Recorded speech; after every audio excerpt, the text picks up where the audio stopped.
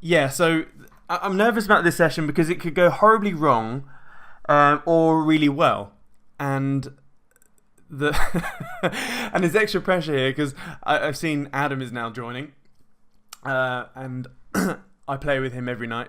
But I thought this would be a really easy session to talk about. But about half an hour ago, or 40 odd minutes ago, I was getting ready for this session, and I'm thinking, oh, it'll be easy. I'll just I'll just run the game, and oh my god, it's a lot harder than I thought because there's lots of different points I need to make today, and all the different points I need to make are at different stages of the game. And so I was like, oh no, if I try and do the whole game whilst you're watching, it's going to be incredibly boring for you, and it's going to take forever. So I thought, okay, I'll quickly have a quick game. Like I'll play for 20 minutes on my own whilst recording it, and I thought, oh man, everyone's going to be so bored. So before we go any further, the game is called Age of Empires. Age of Empires 2 Definitive Edition. Okay, whoops, let's just pause that there. And I don't know how I'm going to do this. Honestly, last night I thought it'll be so easy. Right, I'm going to share my screen. Now, before we go any further, this game, you may not have any clue about Age of Empires or what it may mean, etc. But just bear with me because there are real learning points here in the real world. And what I started off with, I thought I was only going to do a few little points. It's a fucking guy sucking his own dick. Whoa. I say it is. Okay, how do you remove someone? So I'm jealous because I can't suck my own dick. My god. I hope you didn't hear that. Sometimes, every now and then, we get a weirdo join us. Anywho, can you see my screen? Folks? Yeah, okay. Yeah, you can. Okay, that was different. So, yeah, I started off making some points, and I thought, oh my god, as I was going through this, I was making loads of different points, and I thought, oh my god. Right, so I'm just going to give it my best shot. So the first thing I want to talk about, which is a bit different to all these points, is I have this thing called the money farmer type thing. So you have to imagine that you yourself are a money farmer, okay? And what happens is you're making like little money animals, and these animals need to go out and make you money, okay? So I'm not talking about the game at the moment. I'm just talking about this theory that I have, and this theory is, yeah. So every pound that you make in business or in your job, etc., you have to imagine it's a little animal or a little miner, a little. I used to use the term slaves, but it's not, obviously a lot of people get triggered using the word slaves. But yeah, you have to imagine they're little money makers. Now, what happens? Let's say someone makes 1,000 money makers, or 1,000 villagers a month. Okay, that could be your salary or whatever. Now, what a lot of people do is that they take their little 1,000 money workers and they park them somewhere to do absolutely bugger all, and they just sit there doing nothing. And what happens when you have, I don't know, let's call them miners. When you have 1,000 miners and you don't incentivize them or you don't get them to do things, guess what? They're going to go to the pub, they're not going to do any work, they may die, I don't know. So the overriding principle I have with life, or with my money life, is that every money worker you have, you need to make them do something. Okay? And so this is why I think Age of Empires is really handy. God, I'm shivering today. 1 second. It's ridiculous. I need a hoodie. Ugh. Sorry about this. Right. So, okay, let's get on with this. So, the first example is going to be different than what I explained. So, here we have in Age of Empires, it's what's called a town centre, and these town centres. Oh, can you see my screen? No, you can't. No. Okay, here we go.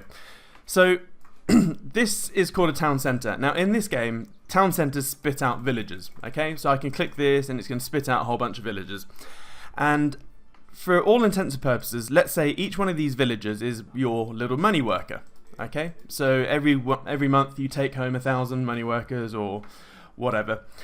And what happens is most people, they're like, oh, cool, I've got my, I don't know, let's say each one of these is worth 10, so I've got 100, so I've got £1,700 here. And they literally, they'll go, right, I'm going to put it in my savings account, which is going to be, over here. And then they just leave it. And guess what? Wolves can come and kill your villagers, baddies can come and kill them. And so ultimately, you're still, your town centre, which is your job, your business, it's still spitting out villagers. And most people just go, okay, yeah, in fact, I'm just going to auto-direct all my savings into my ISA or whatever. And so every month or every minute, etc., you're going to be chucking out more money. But a lot of people, they just waste it. They sit there doing nothing. And then a baddie can come along, called inflation, the government, the tax man, a scammer, whatever, and start killing your villagers. Obviously, this is not a baddie. But here we go. Is this a baddie? No, he's my ally. So what you need to do is, my overriding theory on everything is you need to make them work. So what can we do? I'm going to put my money to work. So, hey, look, there's some gold over here. So what I'm going to do is I'm going to build a mining camp and I'm going to mine some gold. And what I can actually do is, instead of having my savings account over here, let's, in fact, very bad. That is really dodgy. Yeah, so this is my little savings account over here. But now, instead, I'm going to redirect all my money into my investing account. And my investing account over here, guess what? They're mining gold. Each person, as you can see here, he's got 3, 4, 5 units of gold. So I'm making my money work better for me. But obviously, you don't want to put too many villagers or money workers on the same resources, because they're just going to get cluttered. Okay, so it's probably worth, you don't put all your eggs in one basket. You may as well, I don't know, go and find some other resources to mine. So you've got something else over here. So this is, before we start the proper game, this is, I guess, my overriding theory. Every single pound in your pocket, every pound in your bank account, you need to make work for yourself. Okay? Now, the other thing, before we get onto this list, I have a big list, and I wasn't sure how I was going to display all this. But the next thing, the economy is the other thing which I was talking about. So, obviously, like, productivity is about, how many businesses are making stuff and what are you building, And at the moment, what's happened with, the COVID and lockdown situation is that, let's say this town centre is the UK, and all of these inhabitants, these villagers, are the population. What's happening is, like, most people are, just doing nothing on furlough. The government is bleeding money in furlough, and, probably only a small percentage of the economy is still working. And so guess what? Your GDP is going to go down, productivity is going to go down, only these 2 members of staff or, population are, actually doing stuff. And so guess what? Your economy is just going to go down. Now, let's say this was a race against Yaqub Al-Safar, whoever this is, or it's the AI actually. Guess what? Your economy is just going to go way down compared to theirs. Whereas if I got, obviously this is Boris Johnson should be watching this. You got to get the economy back open, mate. Anyway, so there's that example. Now the other thing is that there's lots of different concepts here, so I'm going to be pinging between different concepts. So forget what we just said. Now we're going to have a look at the town centre. Now, in a game, normally, a lot of people, so a lot of newbies, they'll have one town centre and they'll be chucking them out. And guess what? You'll be making a villager every, 30 seconds or 20 seconds or whatever that is. Okay? And now, in real life, what you can do is assume that a town centre is a stream of income. Okay? So if I have one stream of income, i.e. a job or a business or whatever, and it's chucking out, £1,000 a month, let's say each villager is £1,000 a month, and, month 2, we've got another villager. Well, surely you either make your existing business or income stream faster, so it chucks out more villagers or more money faster, or you just have I'm housed. Stand by.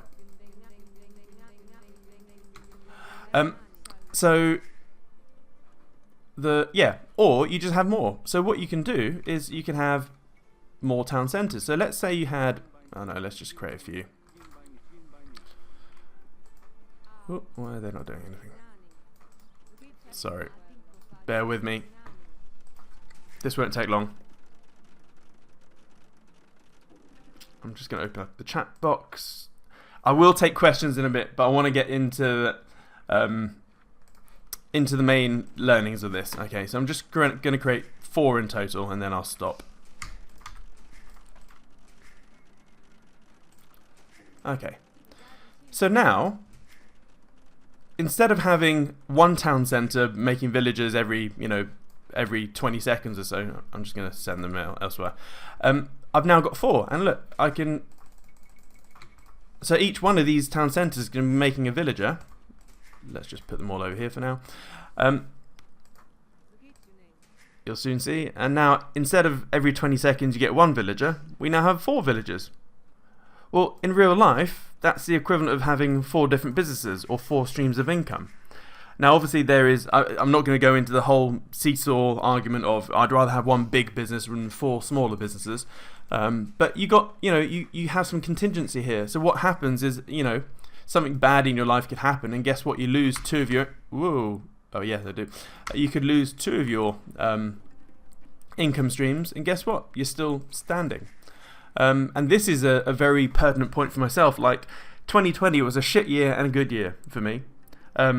And as a result, I've got a mixed bag. I've got 9 businesses. 3 are doing really bad, 3 are doing average, and 3 are doing really well. And so for me, I've had a big, slap in the face, but I'm still standing because I had resiliency. I had a contingency in place.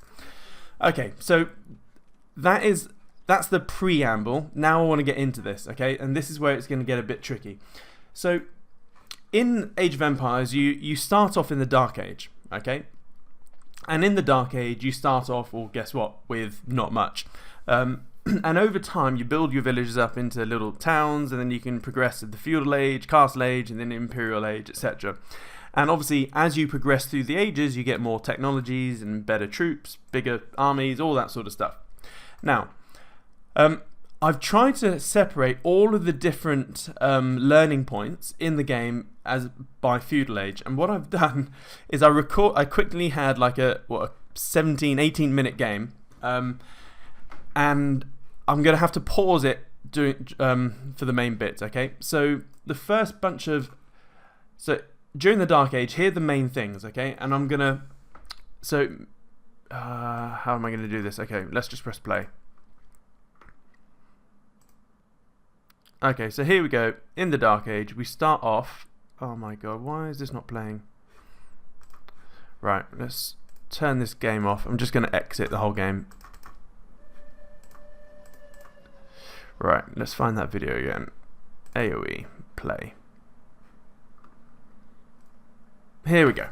Right, so, as you can see, I'm starting off with nothing. You start off with 3 villagers, town centre, and a little scout cavalry person. And you've got to obviously build up your base. Now, what I'm trying to say here, let's talk about this one here. Not enough action, not enough actions per minute. So what happens with most new players is that they will, they'll click a villager, they'll go and, tell it to build a house, they'll click another villager to go and build something else. But what you need to do is actions per minute. You need to be doing a lot more things per minute. Obviously, this won't be in order. So I guess the real world stuff is, are you living life in a sequential fashion or in parallel? So a lot of people, they will do things one at a time. Whereas if you do things one at a time, there's only so many things you can do in a given period. Whereas if you focus on parallel activity, then you're going to end up doing a lot more stuff in life in general. So I think that's a really key point.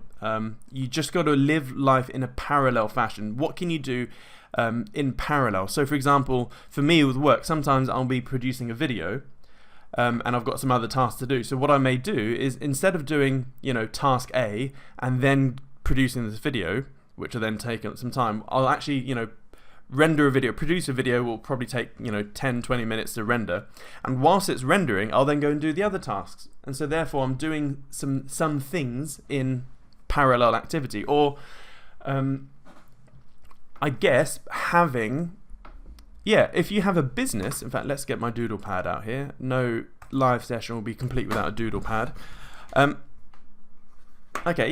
So you could be a business owner, let's call it shop, and you could be a one-man band business owner who's doing everything. And I guess you've probably got a whole bunch of tasks to do, cleaning the shop, getting ready, the product ready, for opening, doing the stock. You may have a whole bunch, or you will have a whole bunch of different tasks. Now, if you're a single one-man band business owner, well, all you can do is do one at a time, one at a time, one at a time, one at a time. And a way to do parallel action or parallel activity in a business is basically get another member of staff. So whilst you're doing these 4 tasks, the other member of staff can do these 4 tasks. That's an example of parallel activity. And there's loads of different things you can do. So that's the first one. Let's just put a little greeny thingy across that. Not enough action. Okay, so let's have a little look here. So as you can see here, this isn't the fastest. I haven't sped this up at all. This is me doing a standard opening for me. So I'm moving a sheep closer to here. I'm getting the town centre to automatically make the new villager to go on the sheep, and at the same time I'm getting my sheep to scout the area, because you start off with the fog of war and you can't see much. And at the same time I'm automating my scouts to go and scout. I'm using waypoints, which a lot of people don't do in this game. They don't use waypoints. And so what's happening is I'm now automatically scouting the area and finding new sheep to eat. And I've just tasked the villagers to automatically, I don't know if you saw that there. Let's pause it. So here's another thing. Some people, they may go, right, eat this sheep, get the sheep, kill the sheep to get the food, because in this game you need food. And they may, the villagers will get it and then they'll stop. And so one thing you need to do is put the sheep in the middle and then queue it up. So as soon as they finish one sheep, they'll start on the next. And that will then, as you can see, they go, and they don't have to really move. Again, that's, I guess, where am I talking about? I guess another thing to do. This is harder than I thought it would be. Last night I was lying in bed going, oh yeah, this would be easy.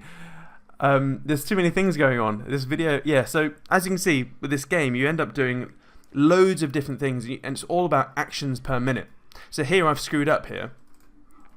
As you can see, I didn't get my sheep ready in time, so my villagers were wandering around, wasting time when they So I've moved them, and I've had to move them back here to move the sheep there, so they can Because if they killed the sheep over here, they then have to keep on walking back and forth, and it's an inefficiency.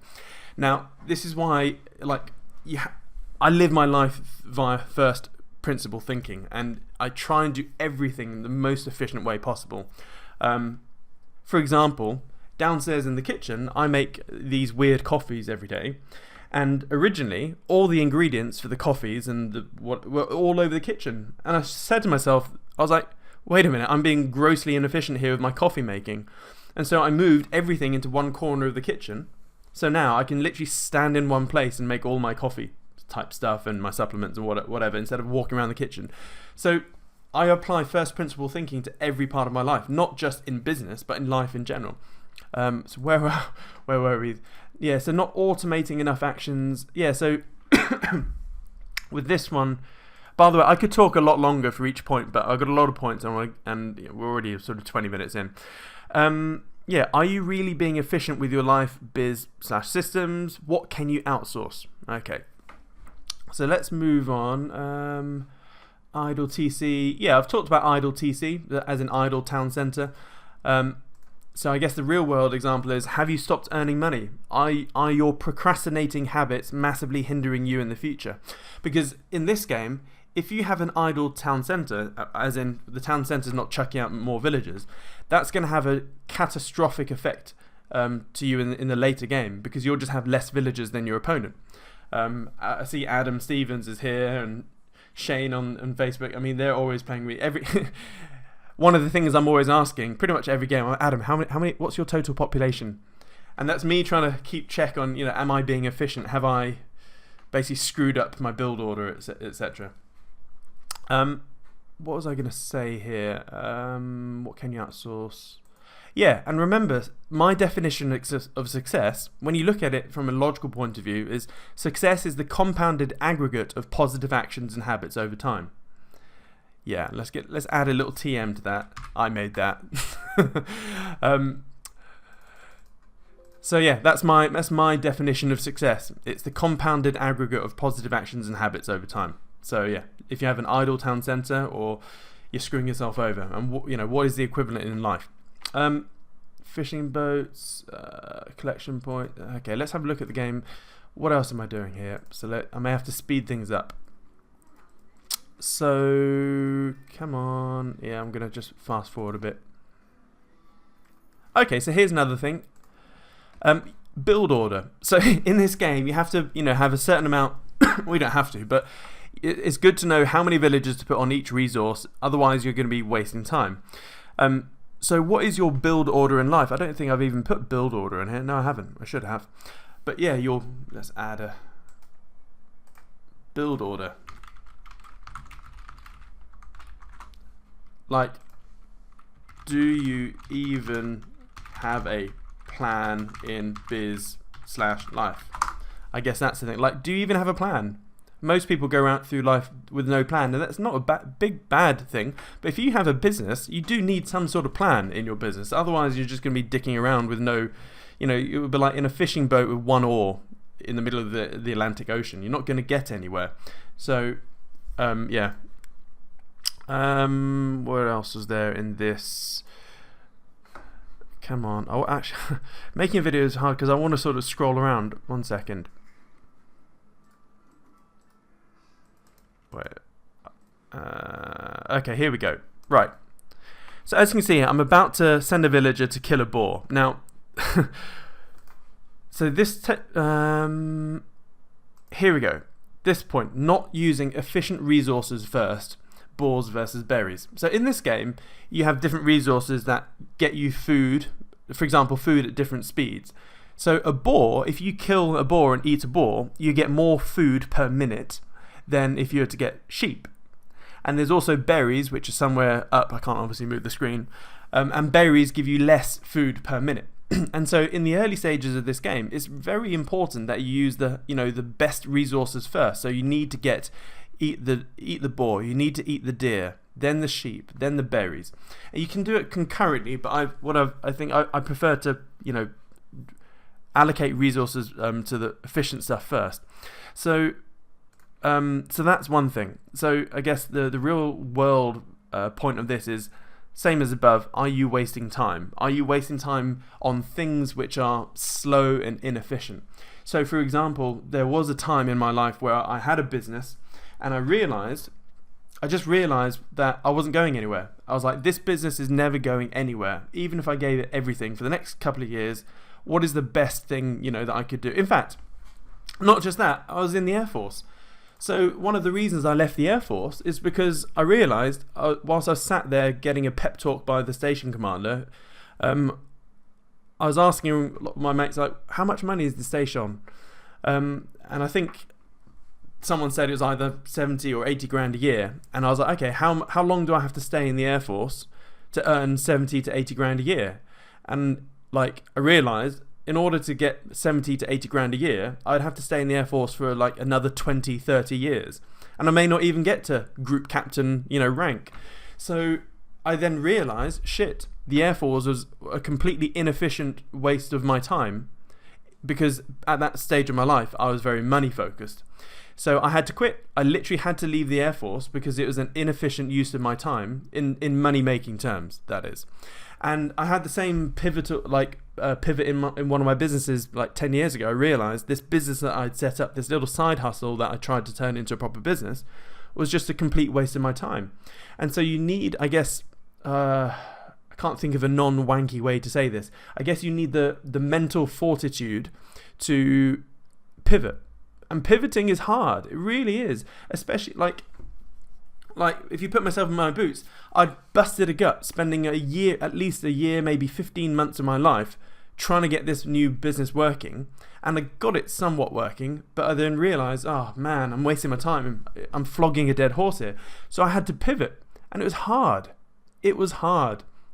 Because, there's part of you going, oh, I'm pot committed here in time. I've wasted too much time. It's sunk cost fallacy, which screws a lot of people over. So what did I do? I was like, right, next day, I started Googling, how do I wind this company down? Because it was a limited company, I needed to wind it down. I had no debtors or anything, so I could. So yeah, I started winding it down and instantly started doing the next project, so to speak, or next business. So yeah, are you wasting time? Yeah, and I don't believe in sunk cost fallacy. If you're doing something which is inefficient or wrong or going in the wrong direction, you need to pivot. What are the last? Okay, yeah. So the next thing, which I'm really bad in this game, and Adam will attest to this. Nearly every game, I lose a freaking villager. So these boars are vicious. So I'm going to send this little hunter to get this villager, to this boar, and it's going to start chasing me. Now, here's the thing. You need to plan this. So if I were to send one villager to kill this boar, it's not going to work. The boar is going to kill me. And so I'm dragging it back to the town centre, where all of the other villagers can then kill this boar. And as you can see, look at the health of this villager. I almost lost that villager there. And normally I do lose a villager because of bad planning. Share your screen. Oh, mother trucker. Stand by. Share screen. Here we go. Right, let's rewind. So, yeah, this villager, he's luring this boar back to the town centre where all the other villagers can then kill the boar. Here we go. Boar dead. And you can see the health of this villager. Oh, I almost lost him there. So, going back to this one, mitigating risks with Loom. So in the game you can research a thing called Loom, where it makes your villagers tougher, or just boar planning. So you don't need Loom, but the way to mitigate this is make sure that your other villagers are ready to kill the boar when you've lured it back in. So the real world thing is that, what needless risks are you taking in your life? Can you prevent a disaster with just a tiny bit of planning? Again, I'm going to have to just ask open-ended questions here, which you'll have to ask yourself. But yeah, what needless risks are you taking with in your life or in your business? I mean, these days it could be, are you taking a massive loan to go all in on Dogecoin? or some crypto shitcoin that you like, or something? And can you prevent a disaster with just a tiny bit of planning? So yeah, I could have lost a villager there if I didn't have all the other villagers ready to, execute. So that's that one. What else is there? No fishing boats, not exploring the map. Okay, let's talk about this one. Not exploring the map fully. So as you can see, there's in this game, you start off with the fog of war. You can't see anything. So you need to scout. This little red-blue dot over here is my little horsey person, and my scout cavalry or whatever it is. So I'm sending him out to scout the area. And this is important in this game, obviously, because if you can't see what's coming towards you, you can't plan, or you can't protect yourself. So I guess in the real world, you don't know what you don't know, and you won't see what's incoming. So for example, a lot of people are thumb in bum, mind in neutral about what's happening in the economy these days. People looking at the stock market go, oh yeah, the stock market's all-time highs, the property market's rising. But they have absolutely zero clue what's going on in the economy, and they're going to get caught with their pants down when we have the mother of all stock market crashes. And it will happen. I mean, March 2020 was the biggest crash, the fastest crash in human history. And that was an hors d'oeuvre of what's to come. It really was. So, stuff like that. Or, for example, if you're a taxi driver, you are not exploring your map, sir. Or ladies, if you are a taxi driver right now, and by the way, every time I'm in a taxi driver, I tentatively talk about level 5 autonomy, like robot taxis, etc. And like never have I met a taxi driver that is aware of what's incoming. And so when level 5 autonomy kicks in, every driving job is gone. Truck drivers gone, taxi drivers gone. So that is an example of a taxi driver not exploring their map. You don't know what you don't know, and you won't see what's incoming. So it's pivotal that you have some sort of peripheral vision. So this is why, as an investor, there's not very many things in my life that I have a very deep knowledge of. I guess I've got a deep knowledge with business, flying, deep knowledge of trading and investing. So I've got my little core, but things where I do have a deep knowledge in. But then what I try and do is have a little bit of knowledge about everything. So I have this fuzzy peripheral vision, but at least I've explored my map in my life, and obviously in the game as well. So that's that one. Not putting collection points near the resource. Okay, I've probably got an example of this here. Let's speed things up. So, okay, yeah, let's look at this one here. So, pause. So as you can see here, this little villager is building a mining camp. And so what I could do, and what I have seen people do in this game, is that they'll go, all right, I'm going to send a villager to mine some ore over here, so this gold. And they won't build a mining camp, and you'll have a bunch of villagers walking back and forth from the gold to the town centre, and that's gross use of time, and because you're just wasting time. And so you build a mining camp. Now here's the thing: some people put mining camps in completely poor positions, like they'll put it right up against the gold. And so when you have lots of villagers trying to mine the gold, they're going to bump into each other. The mining camp's blocking a whole bunch of it.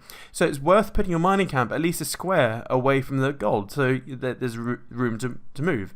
It's the same thing for putting your mill next to the berries or next to your deer or whatever. So I guess not putting collection points near the resource. Be more efficient. First principle thinking. I guess like me and my coffee downstairs. And fishing boats. That's the next thing. Let's just fast forward to the fishing boats. So I discovered here, there's water. What's in water? Fish. So if I didn't set up a dock, that would be an inefficient use of my time. Looks like here. Where is my dock? Oh yeah. Took me a while to actually do it, but what I'm now doing is creating a dock so I can build some fishing boats. And what this means is by building fishing boats, I'm actually freeing up some other villagers to do other stuff, because at the moment I'm having to use villagers to kill sheep, kill deer and boar to make food, or might get some berries. But if I can make a whole bunch of fishing boats, I can then start using some. Or either I can keep the villagers on food and they'll end up booming with food, or I can just reallocate the villagers to another resource. So that's that one. So are you utilising all the free and available resources around you? So I guess in real life, hell, is that Google and YouTube? Loads of people don't use Google and YouTube properly. A lot of people use YouTube just for entertainment. I use it for work, for learning stuff. You have zero excuses these days for pretty much anything because we have free access to Google. By the way, so that's that. So that's just the Dark Age stuff, and I probably could make up. So then you have to sort of upgrade. So let's now fast forward, and here we go. Yeah. So in order to upgrade, you need a whole bunch of certain resources, blah, blah, blah. So as you can see, I'm researching the feudal age. So we're progressing through the years. So the next thing that we need to talk about is not using shortcut keys. So one way to have more actions per minute in this game is to know your shortcut keys. Now, admittedly, I don't know all of them. I know the ones that I use most. But they really help speed up stuff, and so you can do things in parallel. And so have you made the things around you efficient? Do you even know your keyboard? So this is something I find interesting. Like, my wife is a prime culprit. Ages ago I identified the things I use a lot in my life: phone, car, bed, all that sort of stuff. And my keyboard, as in my computer keyboard, is one of them. So all of us, we spend all day pretty much playing around with one of these keyboards. Yet I asked my wife, I was like, honey, what shortcuts do you know on your keyboard? And she was like, Control-Alt-Delete? And that was it. And so if you spend, like, I literally spend probably a good 15 to 18 hours a day using this thing. And I thought, one day I was like, right, I need to become more efficient with this. If I'm using this, if this is my main weapon. My mouse and my keyboard are my main weapons in life at the moment.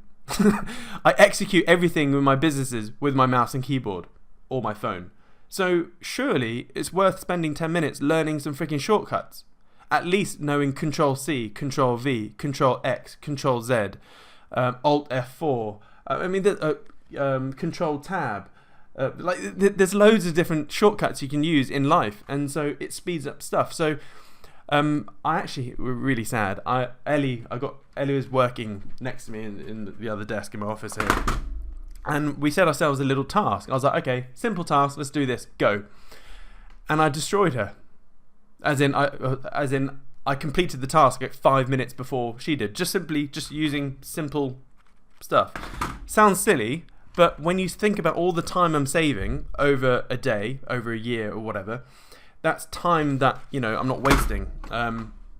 So yeah, let's share screen. So that's that. Not using shortcut keys. It's the same in this game. If you don't use shortcuts in Age of Empires, you're screwed. Not pivot. Okay, let's see where we're going with this. So I'm now, I guess,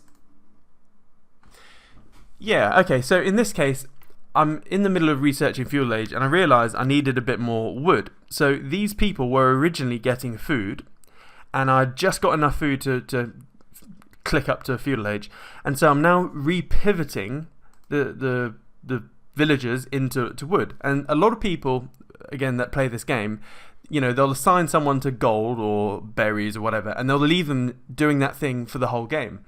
But what I prefer doing is like pivoting. So if I need a particular resource, I'll reallocate villagers into a different thing. And I won't just put one person to it. I'll put a whole bunch, so I get that resource a lot quicker, which means I can then build what else, a lot quicker. So I guess.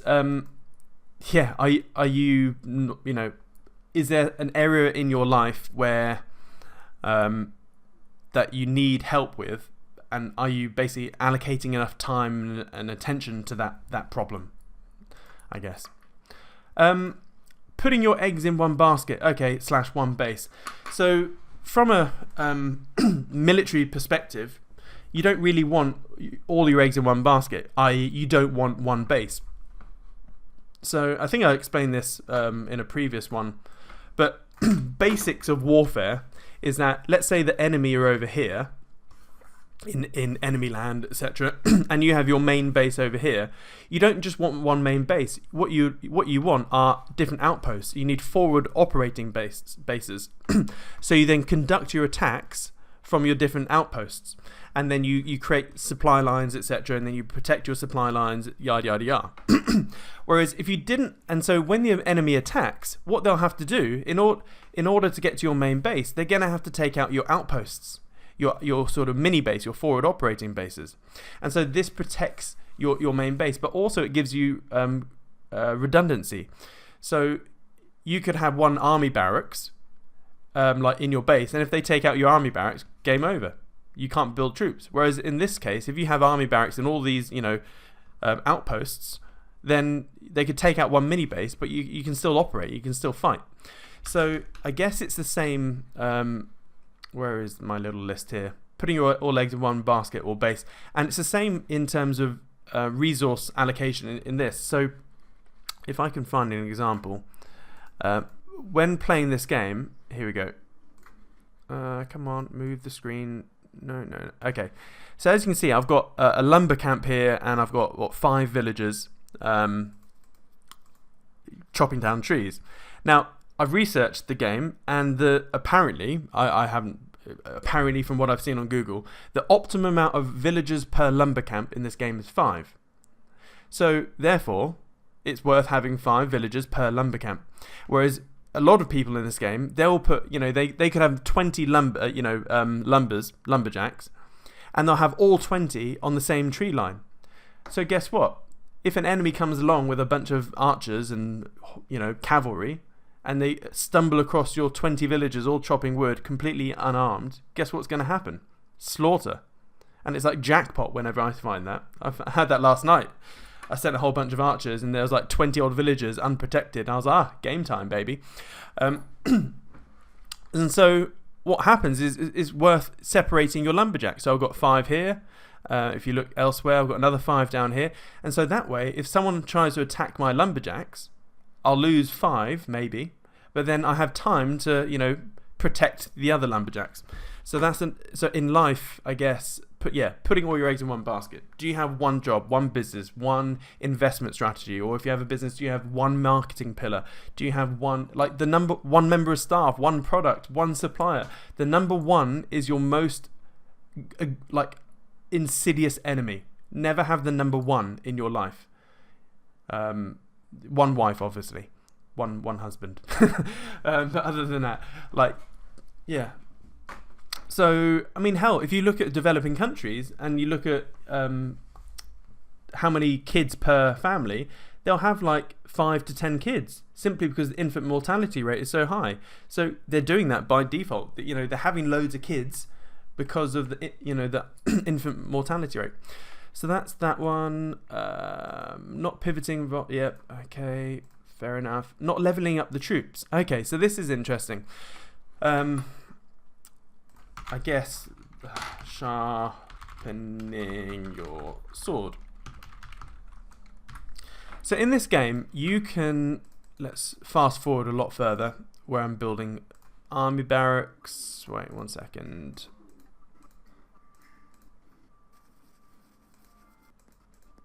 Come on. Okay, here we go. So here is a stables that they build horses, and this is an army barracks, this one, and that builds soldiers, etc. Now in this game you can upgrade your horses or your troops. So for example, in the barracks that you have militia, which are very weak, and then the next level up is man at arms, which are just better. And so are you leveling up your troops? So sometimes in Age of Empires I'll enter a battle or where I'll have knights. As you can see here, there's a knight there, and some will have light cavalry. Well, guess what? The knights are gonna dick all over the light cavalry, and so it's worth up leveling your troops, as in your fighters, your soldiers. And so I guess in real life are you sharpening your sword? Are you actually learning new skills? What have you learned this week or today? What educational videos have you when was the last time you up-leveled yourself, basically? So you need to always be up-leveling yourself. There is not a single day I don't learn lots of new things. Literally, I think a couple of weeks ago, I went to bed at night, and every night I go to bed and go, what have I learned today? And then I was lying in bed going, holy shit, I learned nothing. And I was actually really disappointed in myself. So yeah, I've had one day where I didn't learn something new. In recent times, but other than that, every new day I learn something new. As I said, remember, success is the compounded aggregate of positive actions and habits over time. So that's that. In feudal age, not being aggressive enough. Man, there's I've split test this like crazy. So every time I play this game and I'm defensive, I lose. I literally lose. So every time I'm like, right, I'm going to build a wall around my whole base, because you can build walls in this, as in a wall, sorry.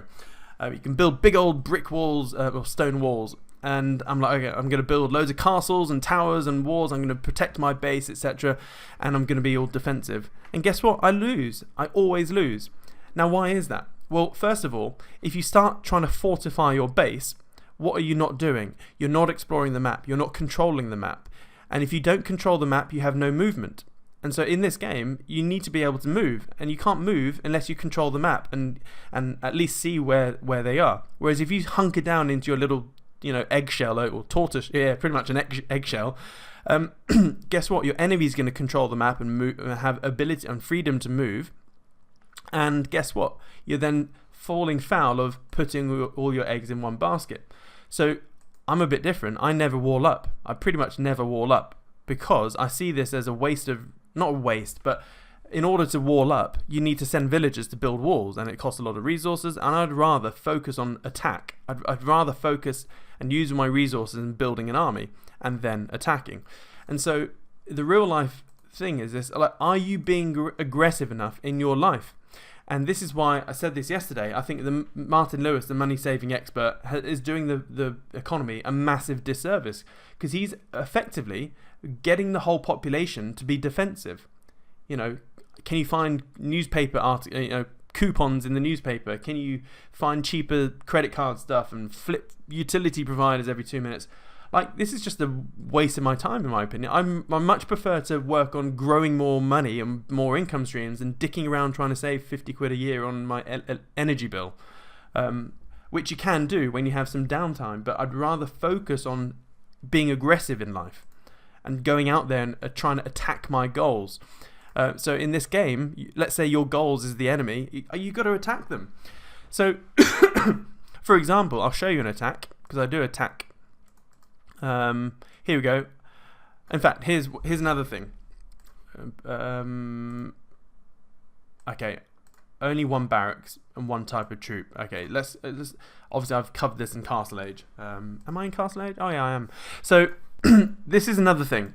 A lot of new players in this game will build one barracks.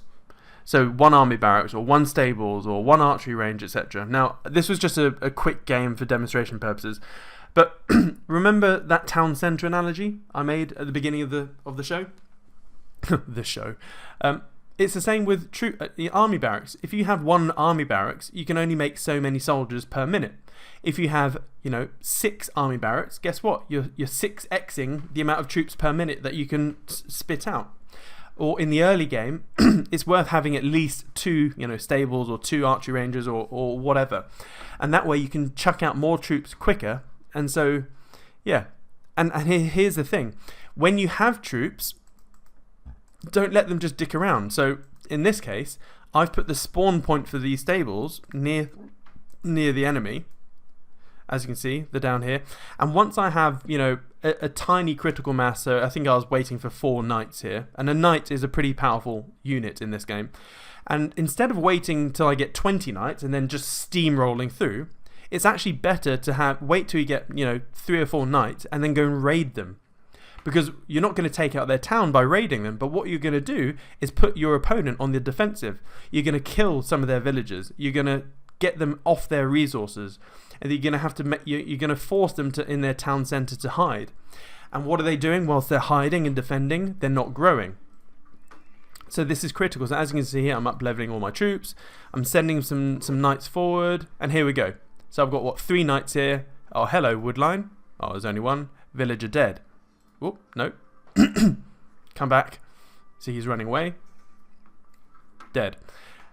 And now I'm going to look for others. So here's more wood people. Great. So now I've just eliminated his lumberjacks. He's got no wood, and he can't build other stuff without wood. So now I'm going to have a little look. Is he got any stone miners? And so this is just a little attack. Admittedly, I put the AI on easy because I'm trying to make some examples here. But as you can see, he's had to garrison his villages in his town centre. Meanwhile, I'm attacking, and whilst I'm attacking, my economy is still growing. My base, my villagers are still doing their stuff.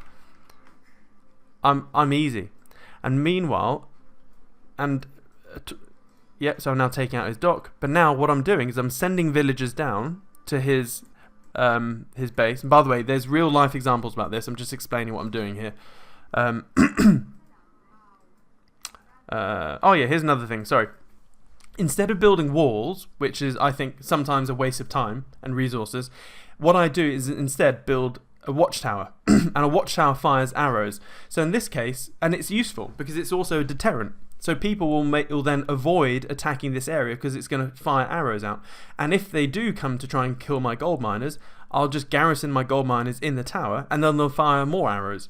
So I much prefer to have a base littered with a few watchtowers than walls. Because all a wall will do is delay the inevitability, whereas this will actually help delete or eliminate their troops. But what I'm doing down here is I'm setting up a forward operating base. Remember me talking about this? So here's my enemy, and down here I'm setting up a forward operating base. So I've now built a town centre. I'm now stealing his resources, and I'm building villages through this town centre. And what I'm about to do is castle drop them. So I'm going to build a freaking castle in their base, and a castle basically is like the ultimate like flex, especially in their base. So I'm now reallocating them from mining gold to building a castle. I've got my knights. I've got more knights resupplying, the battle here. And in a minute, as you can see, there's knights constantly coming back down. I've got archers now, or crossbowmen, coming to support them. And then, fast forward. I've destroyed his dock, so he can't make fish. I'm killing his gold miners. What else is there? Yeah, so now, no one can come near my base. As you can see, he sent like a horsey after me, and the castle just shot it down. And now it's all about pillaging, destroying his market so he can't do any trade, and it's game over for him. And then I pretty much stopped here because you can then go to Imperial Age and start building catapults or trebuchets and stuff like that. But here's the other thing. So let's go back to these learning points over here.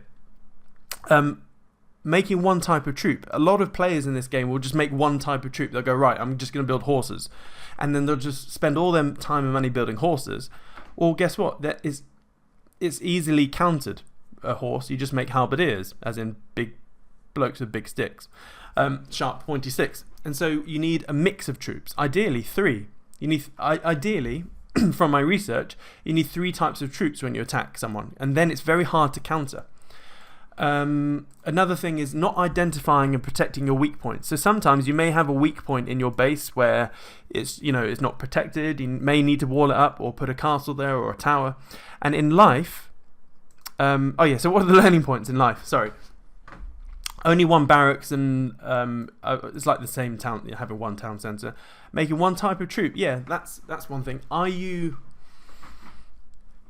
guess this is. Mind you, this is the castle age, so this is quite late in the day. So I guess if you're a business owner, do you have one product, or do you have 2 products, or 3? Do you have multiple products? So I'm looking at Mike Easton over here. Mike, you run a gym, is that correct? Yeah, I do. Yeah, okay. So I'm looking at Mike, and he has a gym. So a lot, if you were a bad gym owner, you would simply just do that. And you would just have your gym and some weights and that's it. Whereas if you're a more switched on gym owner, what you would do is, what else do your users need? So you could play music, you could sell smoothies, you could do classes if you've got some spare space, you could do, boxing classes, because that's fitness, it's great fitness, great cardio. Boxing, and then if you got a boxing contingent in your gym, well, what do they need? They need gloves, they need there are always upsells, downsells, and side sells in every business. I mean, I don't know much about gyms. What are your side sells or upsells in your gym, Mike? Yeah, we do the protein shakes, the pre-workouts. We used to do the smoothies. That's the thing, really. Yeah. Exactly. And so it's just like a car. Like car manufacturers, they don't just sell cars. They actually make all their money with servicing and,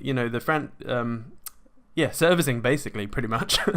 But when you buy a car from new, it's a really fun experience if you've ever done it. And all the upsells, and would you like this care? Would you like this option? And it's like, yeah, okay.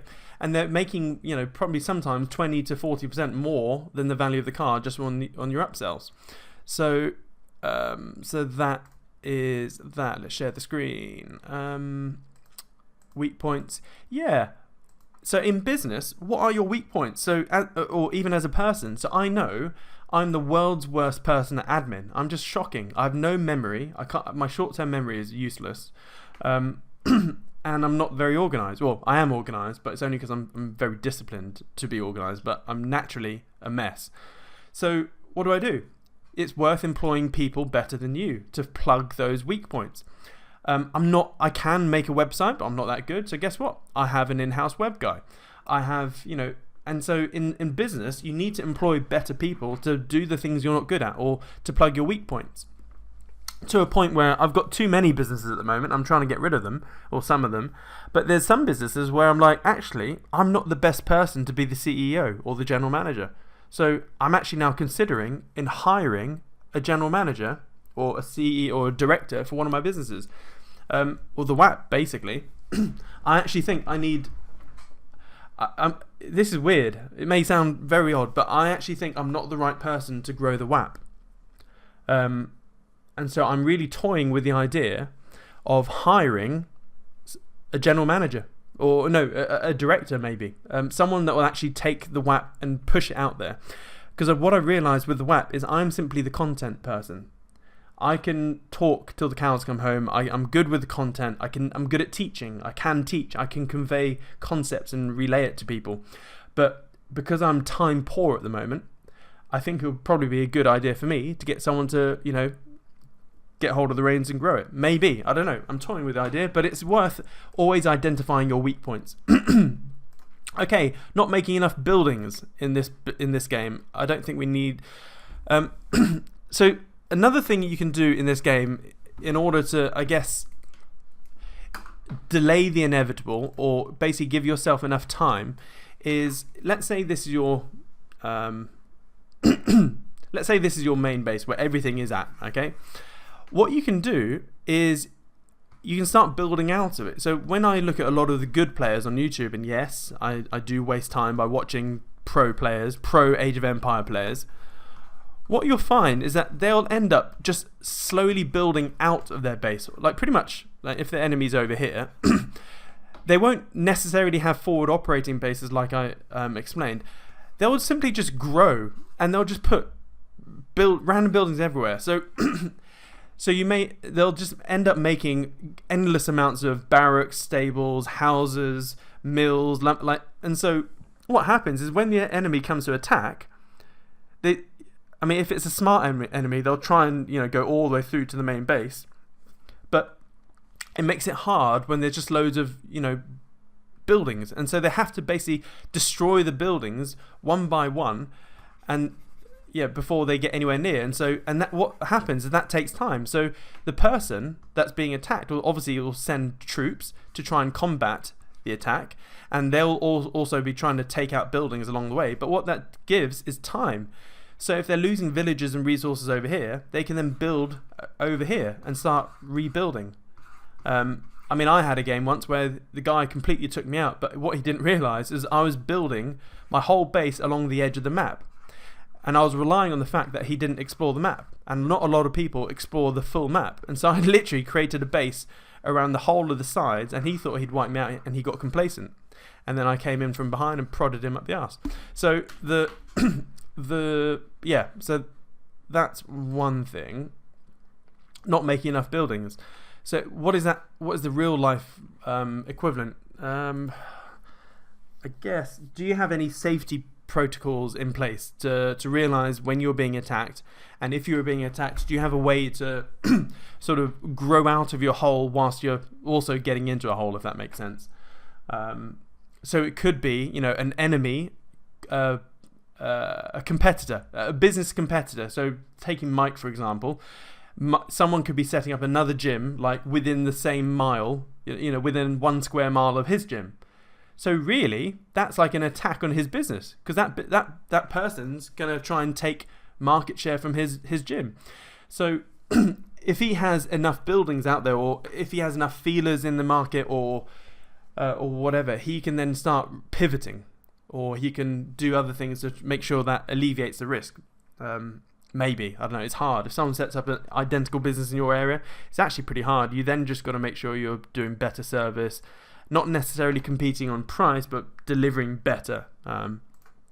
Not making outposts. In this game, if you don't make outposts, like outposts is things that open up the the map, as in you can see what's happening. As I said, if you don't know, you don't. I think it's very similar to this one, exploring. You don't know what you don't know, and you won't see what's incoming. And also, if your outposts start getting attacked, okay, they're getting ready to attack me properly. No trade. So in this game, you can actually trade with your ally, and you basically have a market, and you set trade carts up, and trade gets you more money. And it's essential. So one of the things you look for in this game is to kill their trade, because then they're going to run out of money. So what is that in real life? I guess in real life is, do you have other income streams? Do you have alternative income streams? And I think that's the key thing for me. Just get multiple income streams. I think I've talked about no strategy. Some people, like strategy helps. A lot of people in this game, what they'll do is they will simply, let's say, so there's 2 bases. So there's a base over here, base over here. And what a lot of people do is go, right, I'm going to build shitloads of one troop, shitloads of horses, and I'm literally just going to knock down their front door. Well, that may work if you have enough troops, but guess what? What do you think the enemy is expecting? The enemy is expecting, a full frontal attack. Well, this is why strategy, you can actually deliver way more damage with the same amount of troops if you had a bit of strategy. So most enemies are not that sophisticated in this game. As in, most players in this game are not that good. And by the way, I'm not good at this game. I get my ass handed to me all the time. But I'm better than average. And so what you can do is create diversionary attacks. So you come out around the side. Let's say you have loads of, and start pestering over here. And guess what? The person's going to be, he's trying to attack me. He's trying to flank me. And he'll send all of his troops over here. And let's say you start having little fights over here. Meanwhile, you can send in your horses and start ravaging their trade lines and stuff. And before you know it, they're like, oh my god, oh, and then they're having to split their troops in 2 positions. And so, it's just simple Sun Tzu art of war. But it's the same in life. If you have no strategy, then it's like, it's very tough to get where you want to go. So first of all, you need to know where you want to go, and then you need to create a strategy in order to get there. Just like in Age of Empires, you can, at the beginning of the game, if you're playing with teams, and normally there's a good 4 of us playing, we're like, right, who are we going to destroy first? And so that way, you can actually take out an enemy very quickly, and then all of a sudden it's 4v3 as opposed to 4v4. So, strategy, not progressing through the ages. So this is a key topic. I'm going to highlight this. I know of probably 20, 30 different people who 10 years ago we were all broke and we're all business owners. We're all starting out in business. I joined all sorts of different networking company, for networking, BNI. I joined the Entrepreneur Circle like a decade ago and all these sorts of stuff. And there were many people in identical boots, and I made friends with them all, etc. And what's happened is over the last decade, because of all of the things I've been doing up here in real life, I guess I've progressed through the ages. I'm nowhere near where I want to be, but I guess in the game of Age of Empires, I guess I would say I'm in the Castle Age. Whereas a lot of other people have remained in the Dark Age. They haven't upgraded their systems, their staff, their businesses, their income streams, their habits, their disciplines, they just haven't upgraded in life or in their business. And so they're then stuck with one town centre, which may be idle, whereas I've got 4 town centres constantly blatting out villagers. I've got multiple, and so you must always be upgrading through the ages. So I'm just going to use Mike again because he's the first person on the video list here. Like, if I was suddenly in Mike's shoes, and I was a gym owner, I would say to myself, right, what is my goal? How much money do I need to get in order to live the life I really want? And let's say it's a high figure, then I go, right, how much profit will one gym get me per year? Okay, well, this is now incongruent. One gym is not going to get me to my lifestyle. So I'll then work out how many gyms would I need in order to hit my lifestyle income. I'll go, okay, well, I need 5 or 10 gyms. Let's say Mike's figure is like, I want 10 million pounds and I want to blah blah blah. Then all of a sudden, because he's got a very lofty goal there, he needs to do something completely different, because one gym is not going to do it. 10 gyms probably, he'll need 10 gyms, let's say. So 10 gyms. Well, all of a sudden, you now need a whole bunch of skills which you didn't have before, because now you'll need to really start getting into mergers and acquisitions. You need to learn how to buy and sell businesses, how to do deal structuring, how to acquire competitors, how to, in fact, merge potentially, or how to just go and raise a whole bunch of capital and go and build 10 gyms from scratch in a oneer. And that's what, big businesses do. Or, no, that's what big business owners do with startups. Like, if they don't set up, one man, like if Elon Musk was about to set up a brand new business, he wouldn't just be a one-man band. He would, obviously he's got the funds, but no, ignore Elon. What an experienced business owner would do if they had a pretty lofty goal and a big idea is they'd go and raise funding. They'll go and raise like 250 grand. They then use that 250 grand to set up a team from day one, a team of 5 to 12 people, no doubt, and then try and get traction. And then they wouldn't stop there. They'll go and get more funding to grow a lot faster. So this is, I guess, my example of progressing through the ages. And as you do that, you need more skills, different skills along the way. Imperial Age, not helping your team. Oh yeah, it's not really an Imperial Age thing. So here's the other thing. In this game, if your ally is being attacked and you don't help them, or there's two things there. One, that person will know you're a douchebag and that you're not someone that will help them, and so they probably won't play with you again, or they won't like to be on your team if you don't help out. The second thing is if you don't help your teammate and is being attacked, if their base falls, guess what? You're next. And then all of a sudden it's going to be 2v1 instead of 2v2. So help your teammate. And in this instance, this is like in everyday life. Do you have friends or family that are struggling? Can you help them? Do you have other business owners that are struggling? Can you help them? Because guess what? Karma does come round. So it's always good to, just at least be helpful. So, yeah, in this game, you really do need to help your teammate. But you then also got to be careful. So this is the flip side. In this game, I think I'm too... In the past...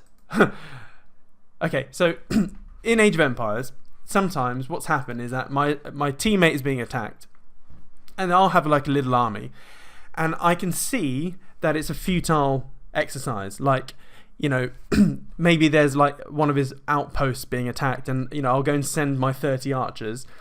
And let's say that he's being attacked by horses, and I know, okay, so now I'm sending my archers to attack cavalry, and cavalry is not, they're very good against archers, and I know that I'm about to lose all of my army to, just because I want to help the person. But sometimes it's like you have to understand when to help and what with. And sometimes you may not be able to help. And sometimes if you try and help and you're about to lose your army, you're actually doing yourself and your ally a disservice. So I guess in real life, the equivalent of this is, yes, it's good to help people, but you mustn't help everyone willy-nilly to the point where you're not helping yourself. So I guess this is where I clash heads with sometimes, because I had a friend, we're not friends anymore, and she was like the most left-wing person you could imagine. She's like, I mean, she's a great person, but we're just not friends anymore, just because the way we see things differently, and it's rather sad. But she's always like, you're turning yourself into a capitalist pig. All you care about is growth and money and all this sort of stuff. You should be out there saving the whales and stuff like that, And I agree, and we both want the same things. We both want to do good in the world. But the way that she does good in the world is I guess she's effectively being a one-man band with her crusades. Like, she's trying to help save the world, get rid of plastics in the oceans and all that sort of stuff. And yes, she can do a lot by volunteering in charities and helping pick up plastic on the beach and stuff like that. But this is the equivalent of having one town centre and one villager. Okay? So imagine how many not trees that you can chop down. That's probably the wrong analogy. But if you have one villager in this game, there's only so much you can do. Whereas if you have lots of town centres and 100 villagers, you can do a lot more. So the way that I'm approaching philanthropy or green projects or whatever is, my plan is to get stupidly freaking rich so that I can then execute huge help on a huge scale, if that makes sense. That's my goal. So yes, although I may not be doing much in the way of, you know, green projects or big charity at the moment, I'm trying to be efficient with my money and my time. So I'm more efficient by growing businesses and earning money than I am going to a beach and picking up plastic, which, by the way, we did as a family the other day, because I like to teach my kids, you know, not to pollute. It's good to, you know, litter pick and all that sort of stuff. But that's obviously a family learning lesson. But I can't do that all day, every day. I'm more effective to the human race if I can get filthily rich and then allocate 80% of my wealth to trying to fix the world. That's the way I see things. And obviously she didn't see that. She thinks I'm a capitalist pig. But hey ho. That's on her. She's projecting her own self-inadequacies on other people, I guess. But yeah, so that's that one. And then building backwards while being walked over. Yeah, I sort of explained that. So I guess if you have an issue, let's say you're being attacked in life, in business or whatever, do you have a backup plan, or can you pivot your business? So, oh man, this is what, an hour and 10 minutes, and I could talk a lot longer, and I'm sure there are other points. I'd like to open it up now to those on Zoom. If anyone wants to open up their mic, I'm going to try and put Adam on Adam, do you mind if I put you on the spot? Is there anything that you can add to this, mate? It's just so analogous with life, business, with complacency, and mastery. Like, I mean, I dumped a video in the chat that I'm not suggesting play it, but you might play 5 seconds of it, showing somebody at the top level who's just dedicated it and mastered what they want to do with it. I don't think it even matters about the specific game you're playing. It's just deciding what you want to do, having a plan and executing it. That's the bit that I think so many people struggle with. But also, and the good thing that this game teaches you, and I think you haven't gone into enough detail on that, or just made that point, is revising your plan when things change. Constantly revising your plan when things change. Yeah. And that I think a lot of people don't do. I think I'd probably add that. Yeah. Adam is, I'm now reading the chat list. He said outposts equal competitor analysis. Not progressing equals life complacency. Yep, totally get that. And Tim has said, can you relate the different ages to the stages you were talking? Yes, Tim, spot on. Yeah, so yesterday I was talking about the different financial milestones, from being financially buffered, financially safe, financially independent, financial freedom, all that sort of stuff. And it's the same in this game, from going from Dark Age all the way up to Imperial Age. Yeah, so let's look through the comments again. Let's start from the top and work down. Rachel Berry, loving this analogy. Lol, kids need to get financial education using gaming. Yeah, they so do. Rommel, lol, show me your money maker. Age of Empires. Yeah. Have I ever played Robert Kiyosaki's cash flow game? Yes, I have. And here's the interesting thing. And I mean this in the nice way. With how can I say this in the nice way? I played this with my wife. So I played the game Cash Flow with my wife, and I can complete Cash Flow in about 20 to 30 minutes, whereas my wife has never completed the game Cash Flow ever. And I think it's because she's approaching this game with an employee mindset rather than an employer mindset. And when you play that game, you can do different things to basically win and get on that fast track, the outside bit faster. I could make another video based on that game alone, but yeah, it's interesting. Definitely play the game, and then you'll see what I mean by not being able to escape the rat race in that game. Yeah, the online one's better. It's just a lot faster. Adults, everyone should give it a go. Yeah, Age of Empires is just fun. I agree, my kids love it. Monopoly, yeah. Monopoly's good. So Monopoly is interesting. I like Monopoly. But if you ever get the chance, if you can play with some friends, try and play the game of Monopoly using real world rules. So when I say real world rules, in the real world, you can go and get loans, can't you? You can do all sorts of stuff. You can buy other people's companies, and so you can try and set up a whole bunch, some real world rules. Or you could just say, hey, look, we're going to play Monopoly this time, but we're going to allow loans. and then see how the dynamics change. But when you do loans, let's say the minimum loan is 20% APR, okay? That makes things interesting, because then someone can actually just go and bankrupt themselves just by getting too many loans, and then guess what? You win by default. And you just mop up. So I think that's quite fun, and you end up playing Monopoly in a different way when you have the loan facility in. Adam's put a video in of actions. Yeah, okay. So that video is by Hero, who's like one of the world's best.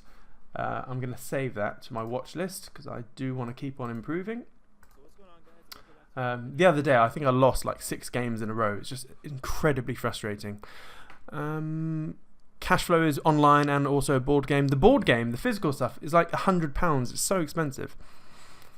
Yeah, Rob, yeah, he's got a monkey playing Pong with his mind. Yeah, I've seen that. So Rachel has said, this is why the phrase Jack of all trades, master of none irritates me. I'm Jack and I employ the masters. Yeah, so true.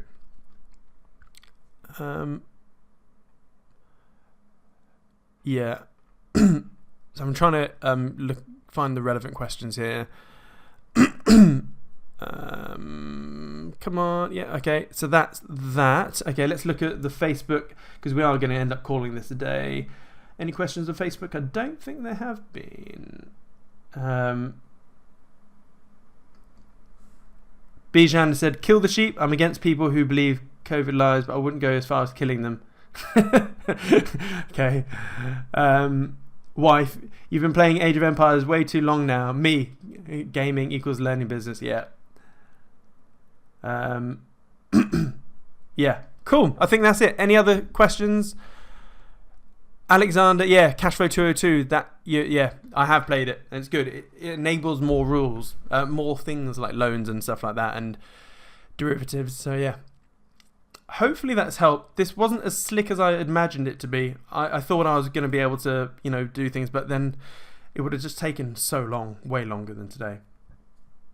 Right. I'm going to call that a day. And yeah. Right. I will see you all soon. Thanks, folks.